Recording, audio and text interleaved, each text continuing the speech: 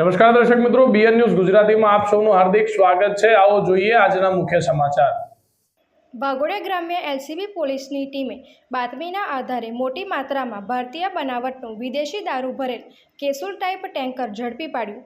વડોદરા ગ્રામ્ય એલસીબી પોલીસની team Dabhoi police station હદ વિસ્તારમાં પેટ્રોલિંગમાં હતા તે દરમિયાન બાતમી મળી હતી કે ગોધરા તરફથી વડોદરા તરફ એક ટેન્કરમાં ભારતીય બનાવટનું વિદેશી દારૂ ભરીને જઈ રહેલ છે।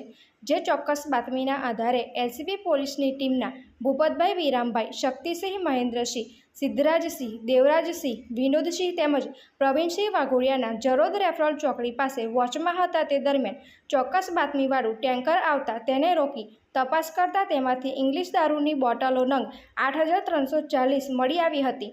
33,36,000નો દારૂ, એક મોબાઈલ જેની કિંમત 5,000, કન્ટેનરની કિંમત 10 લાખ, આમ કુલ 43,41,000ના મુદ્દામાલ સાથે દિલબાગસિંહ હરદીપસિંહ ભટ્ટી, રહેવાસી રાણીના રોડ, ઝંડીવાડી ગળી, સિરસા, હરિયાણાને ઝડપી પાડ્યો હતો। વધુ તપાસ જરોદ પોલીસ ચલાવી રહી છે। રિપોર્ટર મૌલિન વ્યાસ, બીએન ન્યૂઝ ગુજરાતી, વાઘોડિયા।